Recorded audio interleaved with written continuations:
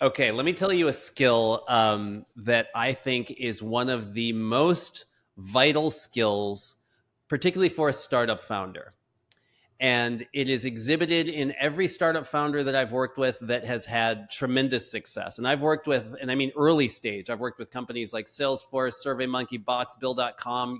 There are about 1,000 companies literally that I've worked with in my go-to-market strategy organization, where I've had a chance to work kind of side by side with founders or side by side with executive teams early stage to watch how they go from, we're not building huge buildings in cities yet, we'd like to, right?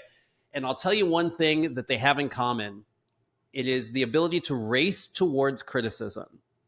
And this is something, when you talk about, Anna, you say this very, you said this, and I want to double down on what you said, which is that the growth of a company is in part company growth, and in equal measure, it is personal growth. Where I see startup founders, particularly, and even entrepreneurs of small businesses or businesses that are growing, suffer is when they are not open to criticism. When they get to the point of either fearing it and feeling too vulnerable in asking for criticism, or feeling as though they've got such subject matter expertise that no one can advise them on anything. And you'd be surprised, this happens irrespective of age.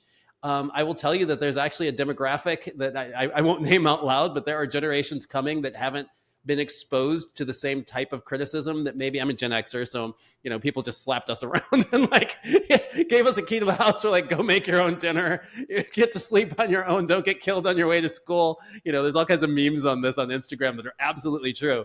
I look at my children, they've grown up in a space where they're actually, they've had like friendship circles and like hug it out things and like, much more diplomacy, and may not be as accustomed, let's say, to criticism. And I'll tell you this, startup founders that come out of Y Combinator that I've worked with in San Francisco, they will send something to me and they'll say, Hilmon, I want you to tear this apart. And they mean it. They're like, here's my deck, tear it apart. Here's where we're at. I want to run through a demo. Just rip me apart. Don't worry about it. And then they're like, great feedback, great feedback, great feedback. They come back and they iterate and they're like, how's it now? Are we getting closer? How's it now? Right? And they're circumspect with that. There are other founders that I've seen that I've interacted with that will send me something and I'll say, hey, Jennifer, is it okay if I give you some feedback? And Jennifer will say yes. And as soon as I say something that isn't even huge, but is not in the ideal of, this is perfect, then suddenly you can see the demeanor change, or they start defending the position. And this does two things. One, you're limiting the universe of feedback that you have access to. And none of us know everything. I'm seeking feedback all the time on things that I do, right? The other piece that's challenging with that is that you end up no longer having people willing to advise you. I don't advise or coach people who aren't coachable. It's a losing proposition and it's a waste of my time. You know what I mean? If you know it all, then go for it. And you might, which would be great, right? But the people who seek questions from me, I expect to actually apply them. So that's an additional skill that I'd say.